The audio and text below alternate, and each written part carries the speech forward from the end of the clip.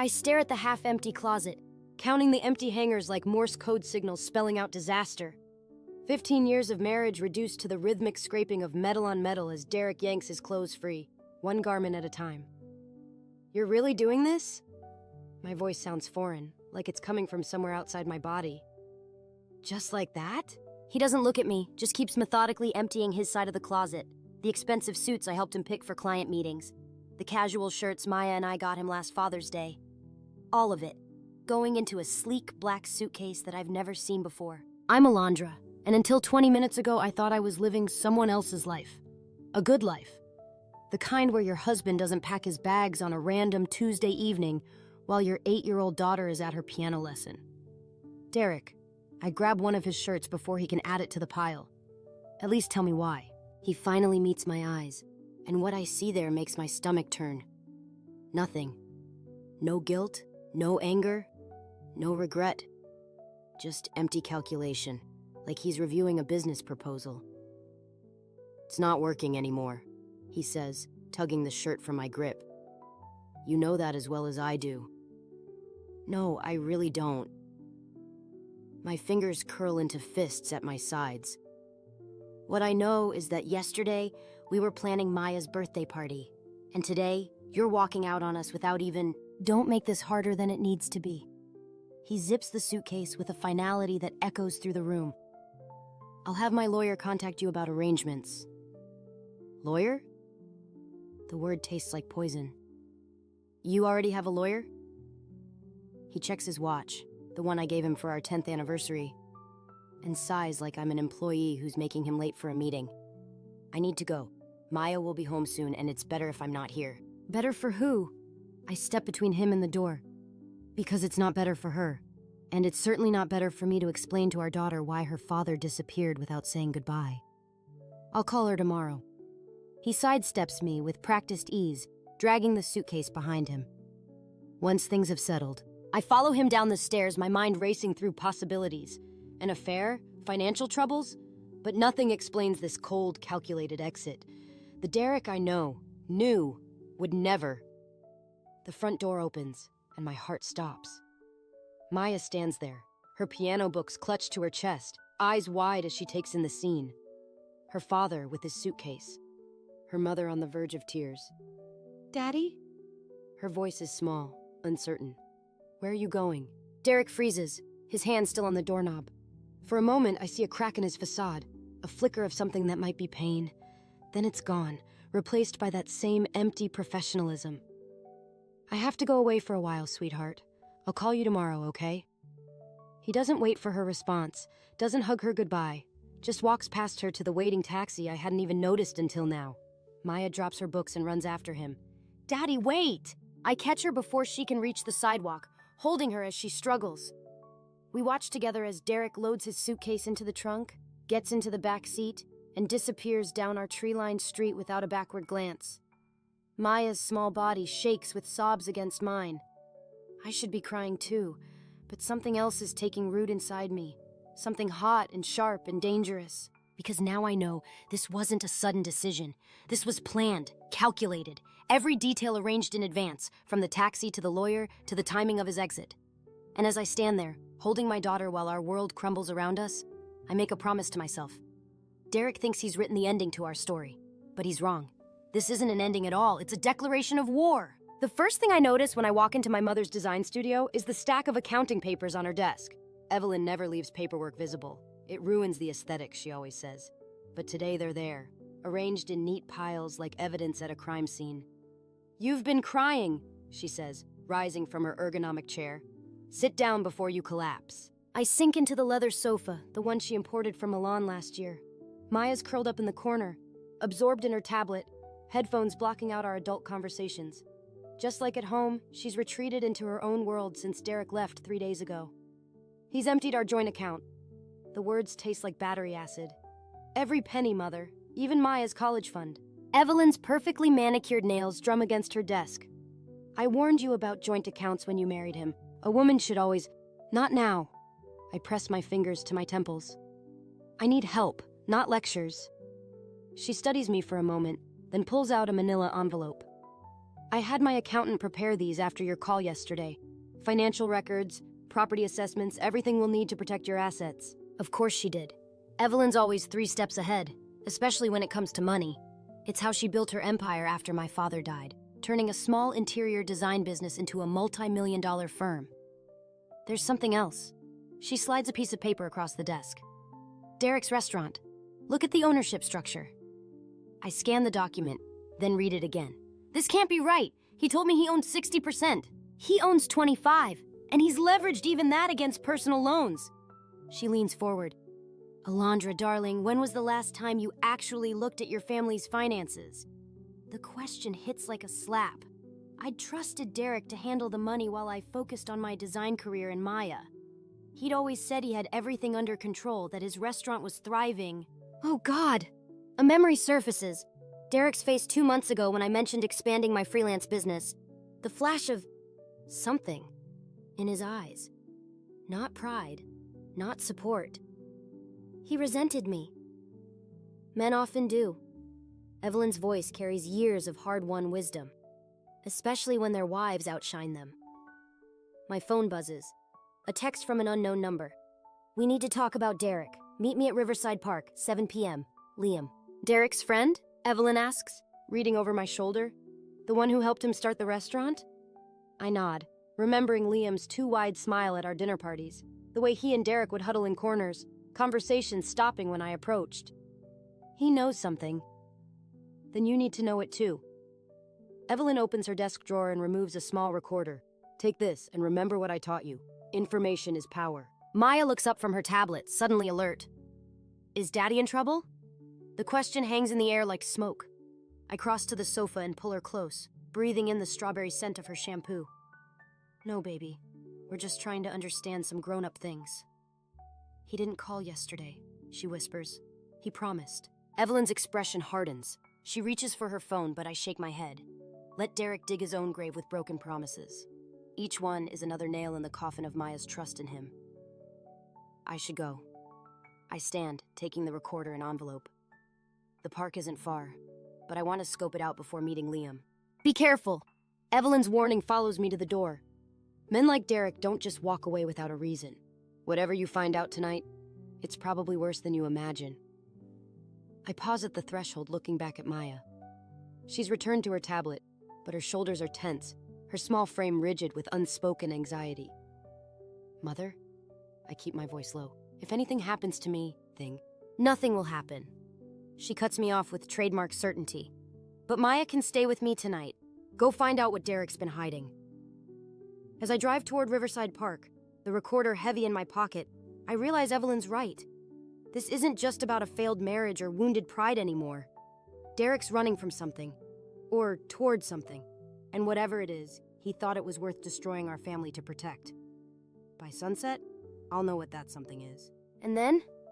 Then I'll make him wish he'd never underestimated me. Riverside Park feels different after sunset. The shadows stretch longer, darker, hiding things that shouldn't exist in decent neighborhoods, like the truth I'm about to learn. Liam's already waiting at the agreed spot, his silhouette unmistakable against the river's gleam. He's wearing the same expensive suit he always does. But something's off. The confidence is gone, replaced by nervous energy as he paces near the railing. You're early, he says when I approach. His eyes dart around like he's expecting company. Did anyone follow you? I press record on the device in my pocket. Who would be following me, Liam? He laughs, but it's hollow. You really don't know anything, do you? Derek always said you were focused elsewhere. Then enlighten me. I lean against the railing, forcing casualness I don't feel. Start with why my husband emptied our accounts before disappearing. Because he needed capital. Liam loosens his tie. The restaurant's just a front, Alondra. Has been for 2 years now. The words hit like ice water. A front for what? Money laundering mainly. Some other things. He pulls out a cigarette, hands shaking as he lights it. The Castillo family needed legitimate businesses to clean their cash. Derek needed investors. It seemed perfect until... The Castillos? My voice sounds distant, unreal. The same ones from the news? The drug cartel? Keep your voice down! Liam glances over his shoulder. Look, I'm only telling you this because you deserve to know. Derek's in deep. They're squeezing him for more than he can deliver, and now he's running. But they'll find him. They always do. A jogger passes by. We fall silent until she's gone. But my mind is screaming. Drug money, cartels. My husband, the man who read bedtime stories to our daughter, was laundering money for criminals. That's why he left us? The recorder feels heavy in my pocket. To protect his criminal partners? To protect you. Liam takes a long drag. They started asking questions about you, your mother's business, the properties she owns. Derek knew they were looking for new opportunities to expand their operation. My blood runs cold. They were targeting my mother's firm? Are targeting, present tense. He drops the cigarette, crushing it under his shoe. Derek thought if he disappeared, they'd focus on finding him instead of exploring other ventures. But he was wrong. They're still interested in Evelyn's business. Perfect setup for their needs. High-end clients, international transactions. A flash of movement catches my eye. A black SUV crawling past the park entrance. Liam sees it too. I shouldn't be here. He straightens his jacket. Neither should you. Go home, Alondra. Take Maya and leave town for a while, please. Wait. I grab his arm. There's more you're not telling me. He pulls away, but not before I see real fear in his eyes. Ask Derek about Sophie. Ask him what really happened to the original restaurant investors.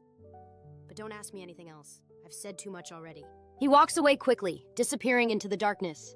I stand there, frozen, as another black SUV drives past. Same model, different plates.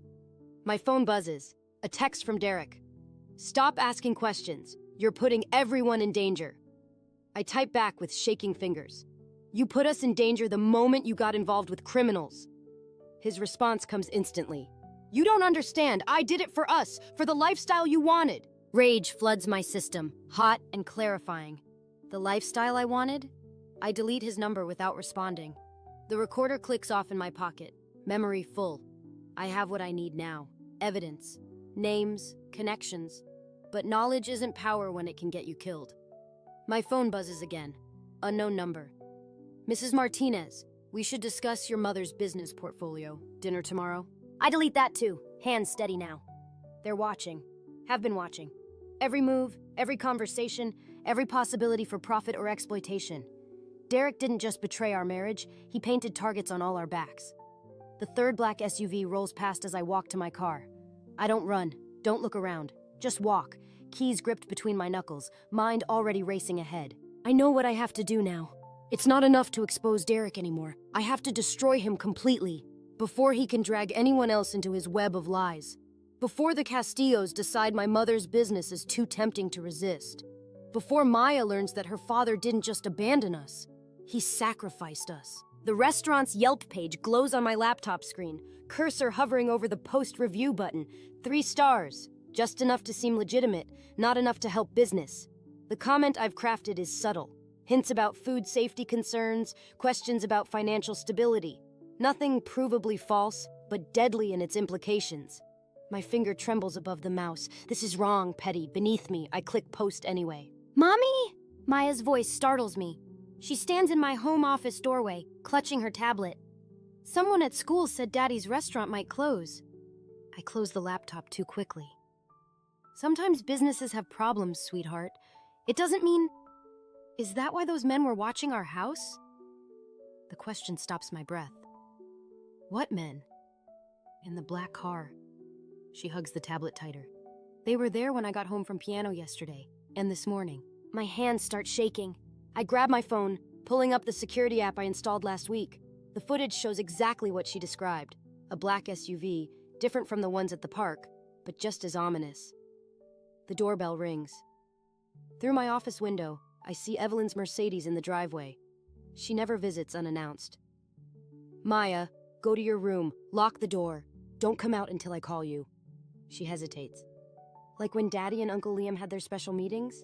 The implications of that hit me like a punch. How much has my 8-year-old seen? How long has she been carrying these secrets? Evelyn's already letting herself in when I reach the foyer. Her face is ash gray. We have a problem.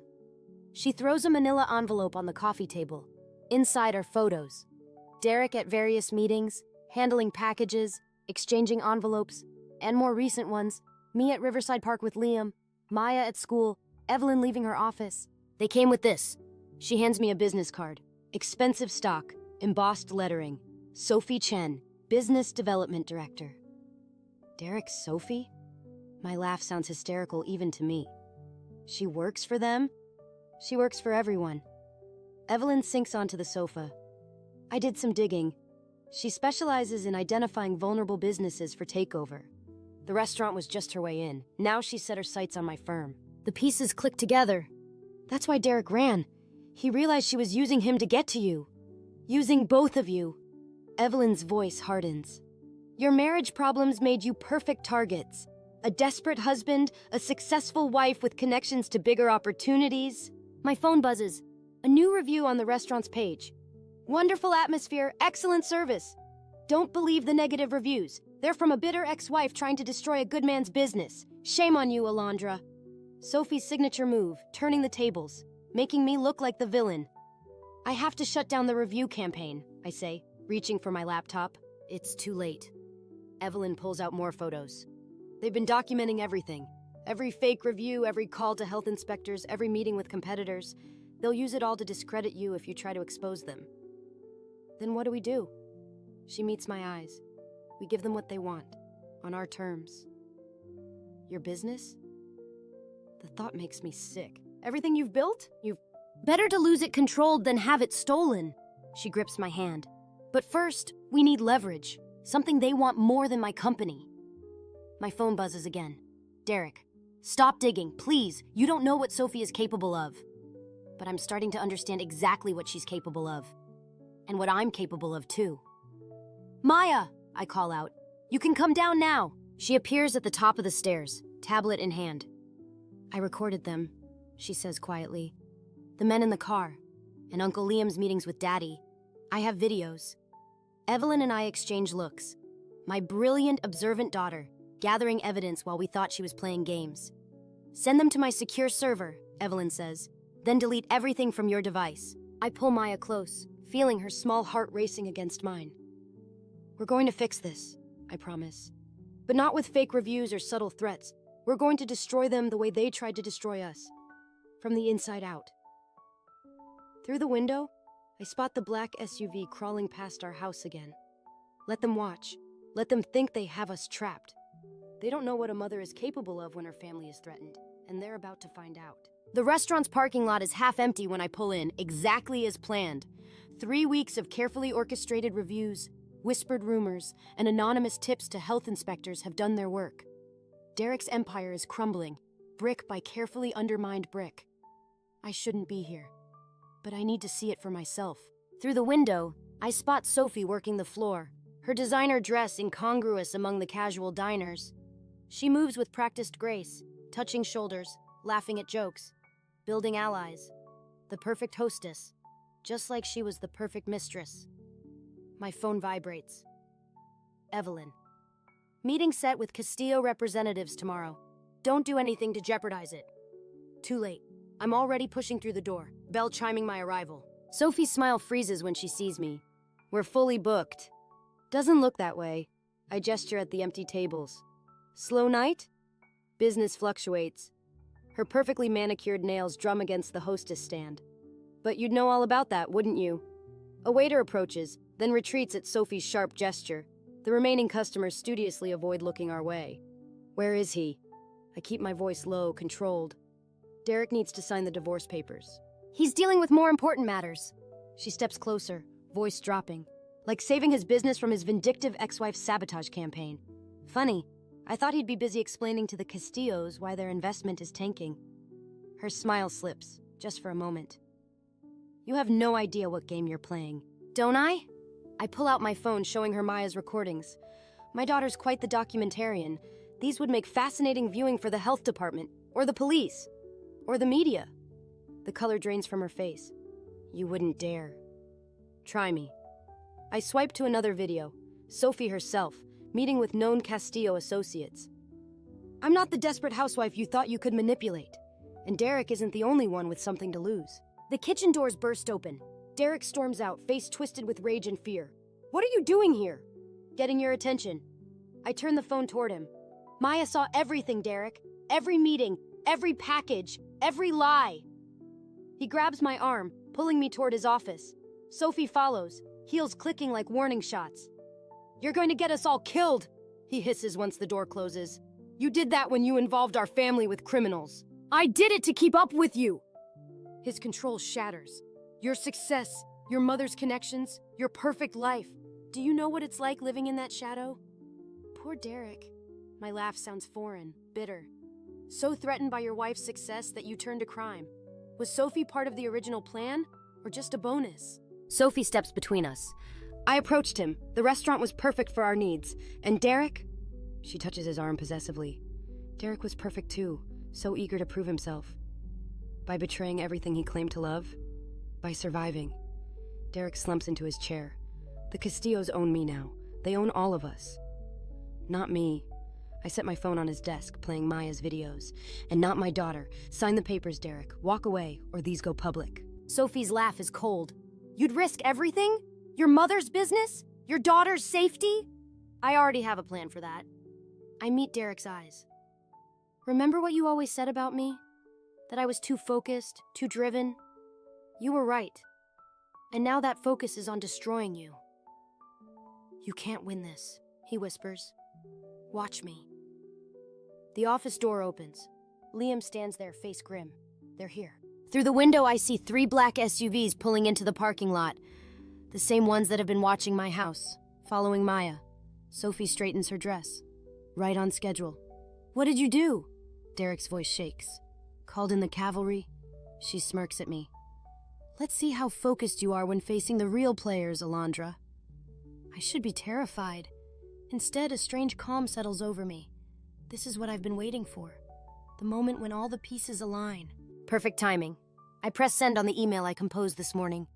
Because I just sent copies of everything. The videos, the financial records, the proof of Sophie's double dealing.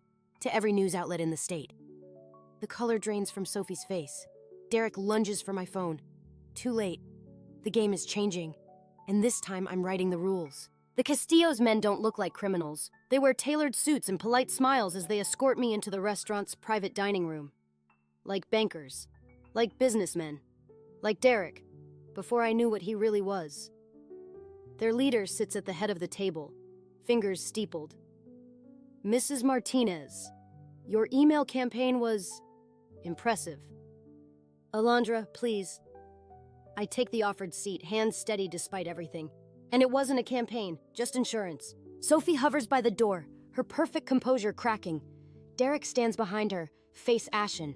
The morning news plays silently on a wall-mounted TV, showing footage of police raids at multiple restaurants across the city. Insurance. The man, I still don't know his name, slides a tablet across the table. Like these videos your daughter recorded? My heart stops. On screen, Maya's face appears, filming through her bedroom window. Recent footage from last night. Don't! Derek starts forward, but Sophie grabs his arm. Your daughter has quite an eye for detail. The man's smile doesn't reach his eyes. It would be a shame if something happened to stifle her creative pursuits. The threat hangs in the air like smoke. I taste copper, realize I've bitten through my lip. What do you want? The same thing we've always wanted. Your mother's business, its connections, its potential. He gestures expansively.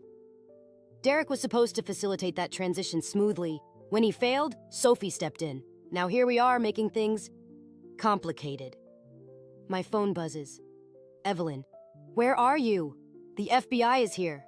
The man's smile widens. Ah, right on schedule. Your mother made the call, I assume? What? We've been working with Evelyn for months. Sophie steps forward, triumphant. Who do you think introduced me to Derek? We needed someone close to you, someone who could help guide you toward cooperation. The room tilts sideways. My mother wouldn't... Your mother is a businesswoman.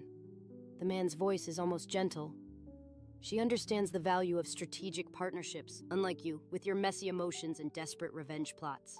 The TV catches my eye again. Breaking news banner. Local designer linked to money laundering operation. My face appears on screen, followed by Derek's, then Maya's school photo. No! The word comes out strangled. You can't! We already have. He stands, straightening his jacket. Your reputation is ruined. Your daughter's safety is compromised. Your mother's cooperation is secured. The only question is, will you finally stop fighting? Derek moves toward me, face twisted with genuine anguish. I tried to warn you. I tried to protect you by leaving. By running away, I spit back. Like always. Enough! The man's voice cuts through the tension. Mrs. Martinez, you have 1 hour to sign over your shares in your mother's company. After that, he glances at the tablet, still showing Maya's face. Well, my phone buzzes again. Unknown number. Maya is safe. Trust no one. Wait for signal. I almost laugh. Trust no one? Too late. My husband betrayed me. My mother sold me out. Even my revenge has been turned against me. I'll need to review the paperwork, I say, voice hollow. Of course. He signals, and a thick contract appears. Take your time. Sophie will stay with you. They file out, leaving Sophie standing guard. Derek hesitates at the door. I'm sorry, he whispers. I never wanted... Get out.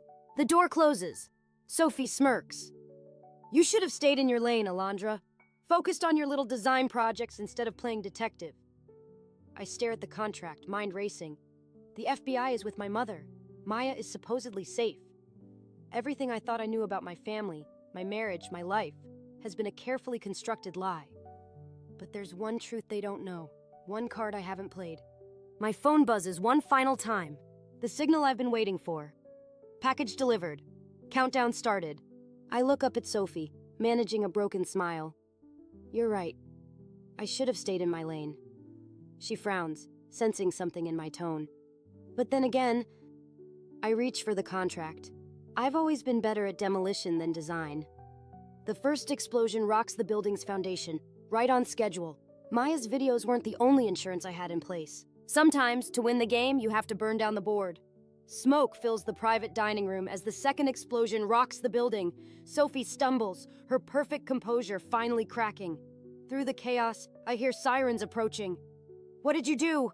She lunges for me, but I'm already moving. The sprinkler system activates, drenching everything, including the surveillance equipment I spotted earlier. Water shorts out the cameras, leaving us truly alone for the first time. The same thing you did. I grab her arm before she can reach the door.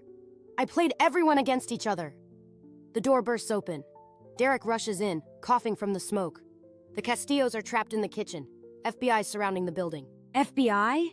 Sophie's laugh turns hysterical. You stupid bitch, you think the FBI can touch them? They own half the Bureau? I cut her off. No, but the CIA's International Trafficking Division? That's different.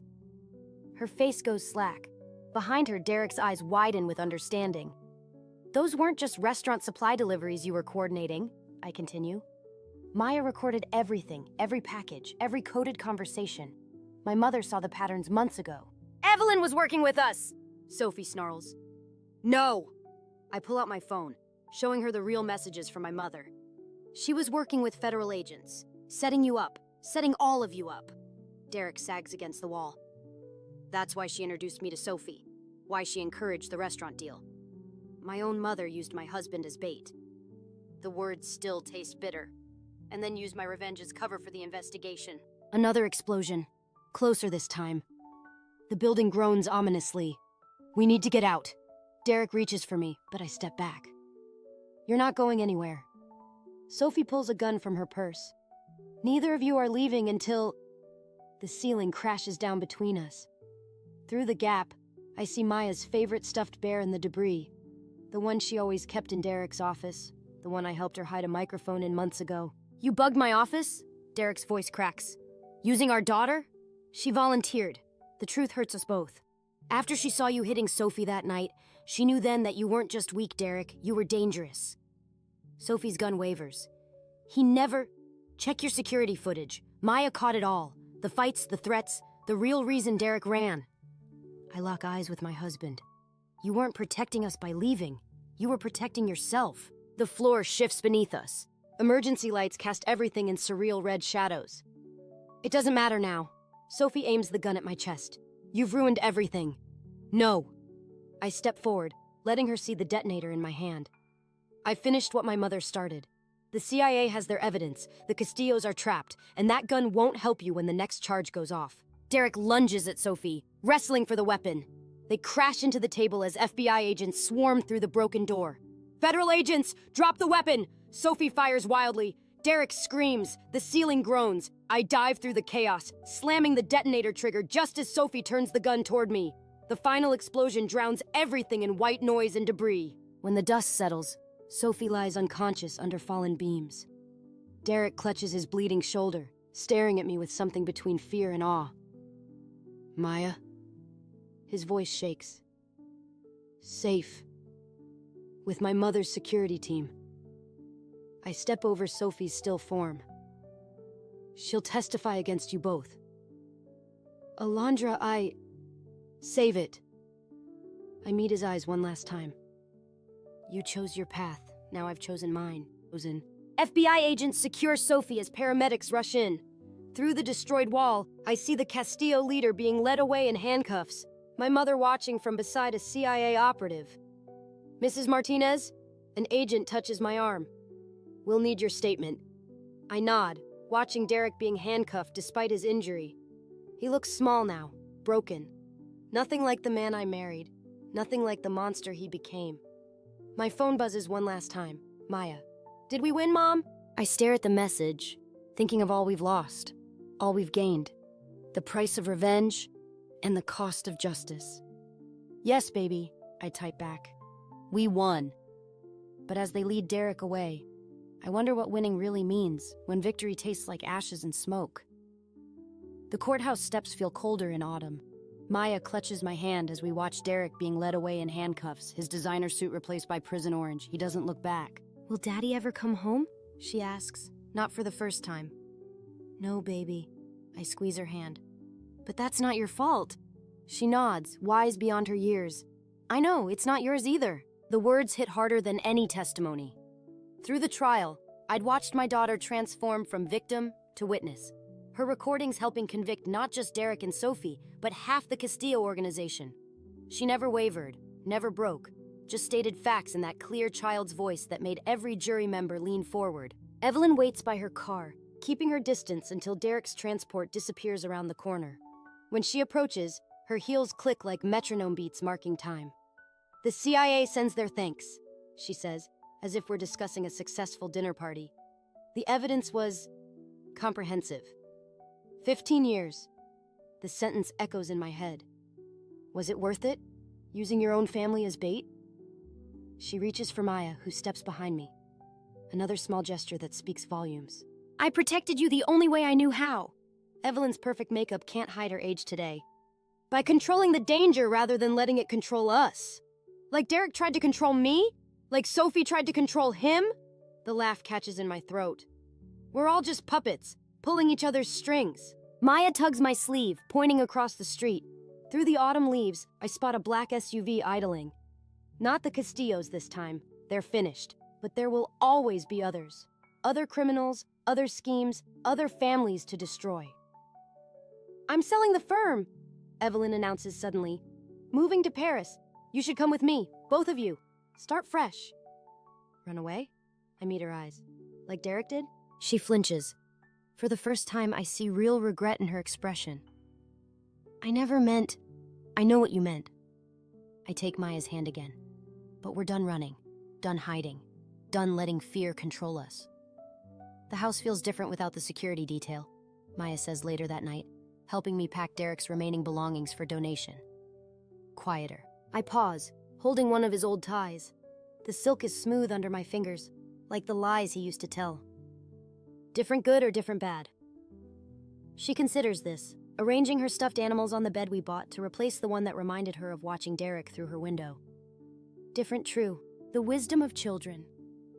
I drop the tie in the donation box, noting how Maya relaxes when it's out of sight. She's been sleeping better since the trial, drawing pictures that don't feature shadowy figures or hidden cameras. My phone buzzes. A text from an unknown number.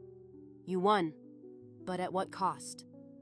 Sophie's final taunt from wherever she's hiding after making bail. I delete it without responding, but the question lingers. The cost? A marriage. A mother-daughter relationship. Maya's innocence. My own. The gain. Freedom. Truth. A daughter who knows her strength. A mother who finally understands her own. Mom? Maya holds up Derek's old watch, my anniversary gift to him. Can we burn this one? I should say no. Should teach her about forgiveness, about rising above revenge. Instead, I grab the lighter fluid from the garage.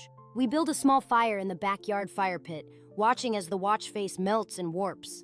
Maya adds the tie I couldn't donate. I throw in my wedding ring. Is this wrong? She asks, watching the flames consume our past. Maybe. I pull her close. But sometimes wrong feels right, and right feels wrong, and all we can do is choose our own path. She nods, understanding more than I did at twice her age. Like choosing to help the CIA instead of running away? Like choosing to be strong instead of safe? The fire crackles, sending sparks into the night sky. Somewhere out there, Evelyn is planning her escape to Paris. Derek is starting his prison sentence. Sophie is plotting her next move. But here, in this moment, Maya and I are choosing something different. Not revenge, not justice, just truth, in all its messy, complicated glory. The truth about strength, about family, about the fine line between protection and control. And maybe that's the greatest revenge of all.